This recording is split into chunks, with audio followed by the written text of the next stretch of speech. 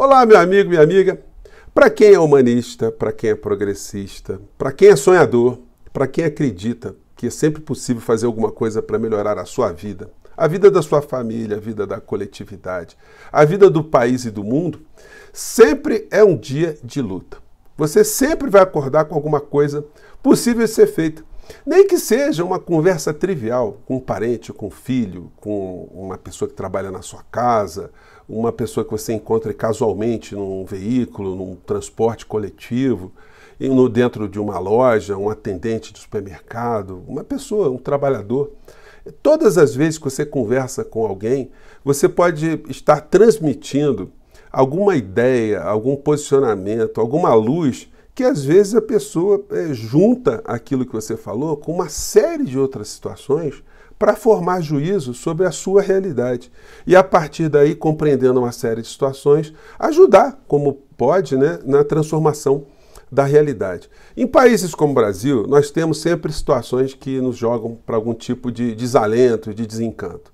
As instituições funcionam muito lentamente, quando funcionam sempre a serviço de grandes estruturas, e você, quando percebe isso, você fica com um incômodo muito grande. Você quer alguém para te representar, você quer alguém para ajudar a mudar aquela estrutura. A estrutura dos países civilizados, né, que colocaram ali dentro das organizações das suas sociedades poderes que se dividem tradicionalmente num poder julgador, um poder judiciário, um poder executivo, que é o poder de administrar, de executar políticas concretas que interferem na nossa realidade, e um poder legislativo, aquele que cria normas, aquele que estabelece o que deve ser feito numa sociedade, regular conflitos.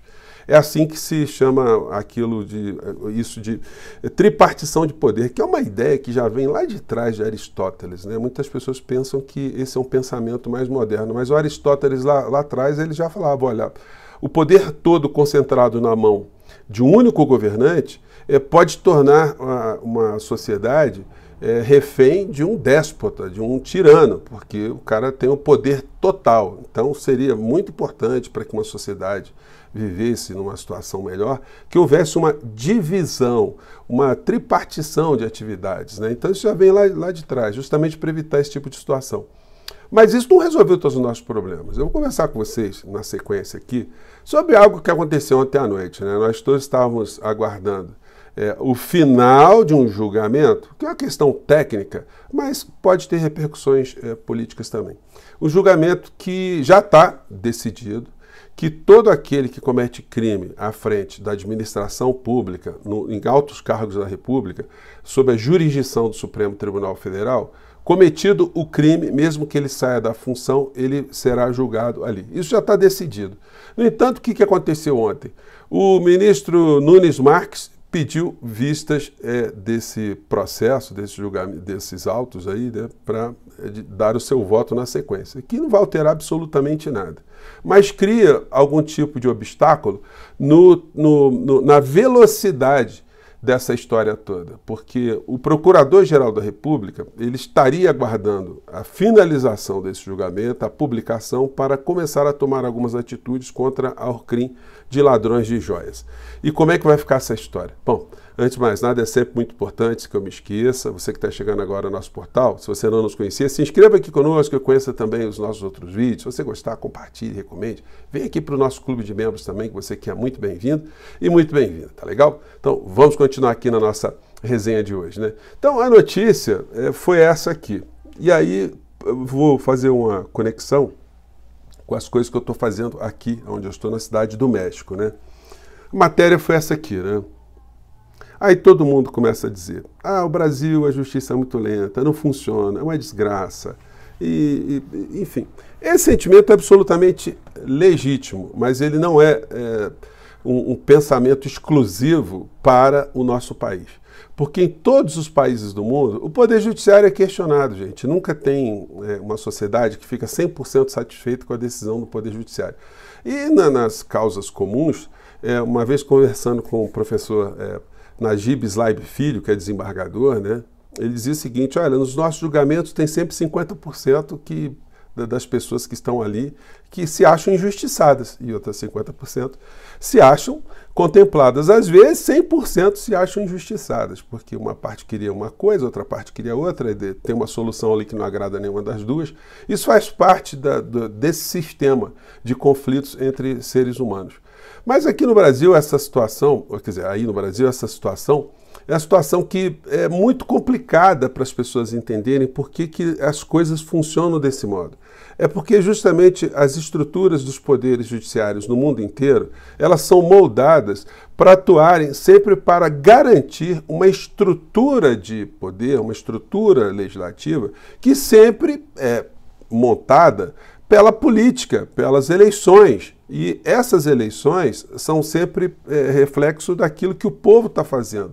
E se o povo escolhe uma série de representantes que, ao invés de defender interesses do povo, defendem interesses das grandes corporações, dos grandes endinheirados, todas as vezes que o Poder Judiciário estiver diante de alguma coisa para ser julgada, vai decidir conforme está estruturada a norma ali.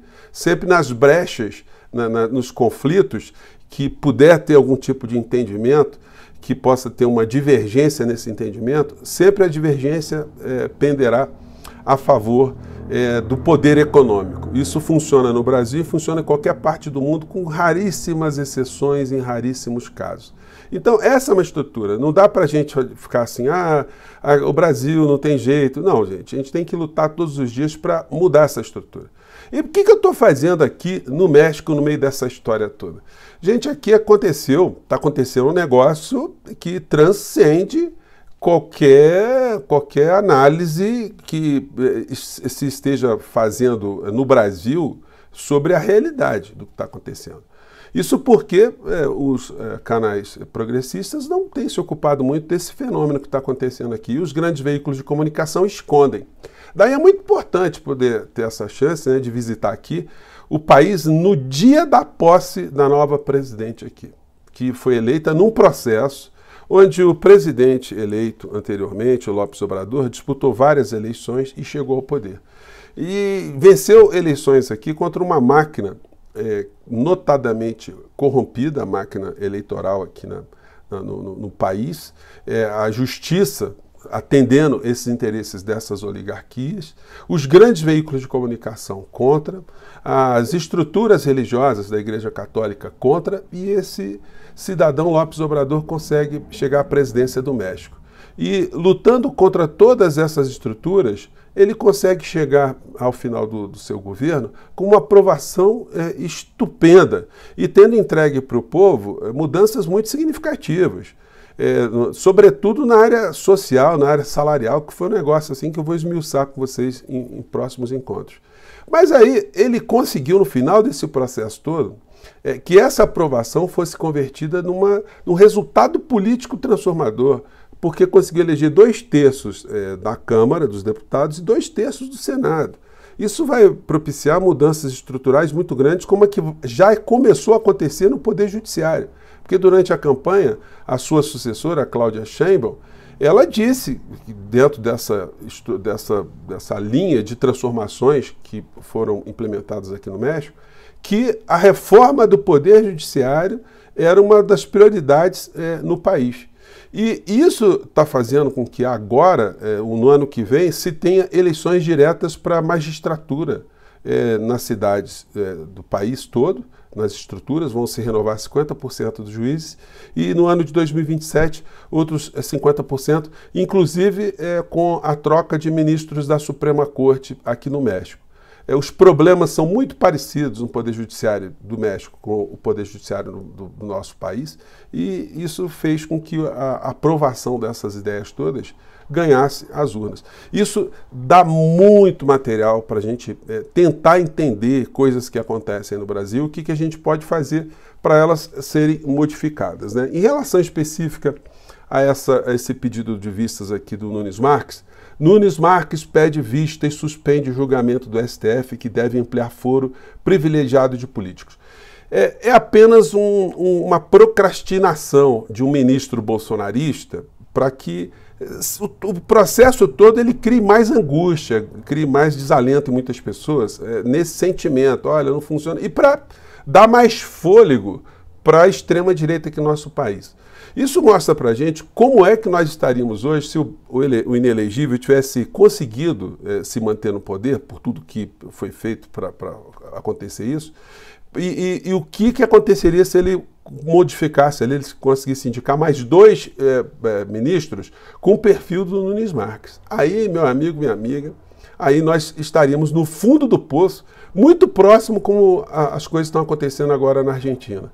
Então, isso não vai mudar o destino do criminoso maior da nação, porque o Procurador-Geral da República, se ele quiser agora, ele já pode oferecer denúncia contra a figura do inelegível, porque o local onde ele será julgado, com certeza, será o Supremo Tribunal Federal. Então, isso aí atrapalha um pouco, mas o que esperar do ministro Nunes Marques, que, como eu disse para vocês, com o escândalo que ele foi flagrado lá numa festa na Grécia, em pleno período onde ele deveria estar trabalhando, ele estava lá chafurdando, inclusive com criminosos desse mundo das bets, né? E antes, em outro escândalo também, ele já foi flagrado indo para Roland Garros, viajando num jatinho de um advogado que tem causas no Supremo Tribunal Federal. O que esperar dessa figura? Esses bolsonaristas ficam querendo destituir o ministro Alexandre de Moraes por razões políticas, porque eles estão muito longe de moralidade, de princípios, de republicanismo, porque senão o primeiro a ser questionado não é o ministro Alexandre de Moraes, mas esse senhor, esse Nunes Marques, né? Enfim, mas são situações que eu estou hoje conversando com vocês, mais filosoficamente e trazendo aqui esses aspectos práticos, para dizer para vocês que é possível as coisas serem modificadas em sociedades, mesmo que elas estejam com muitos atrasos, muitas dificuldades, muitas desinformações. É preciso que haja uma motivação política. E no Brasil, o que nós podemos fazer a partir dessas experiências? É isso que eu estou tentando compreender aqui, porque no Brasil nós temos um inelegível, uma figura que vai parar na cadeia pelos crimes que cometeu, pelas suas irracionalidades. No entanto, ele continua tendo ainda poder político, ele continua a ser ouvido por parcelas da sociedade brasileira. O que está acontecendo?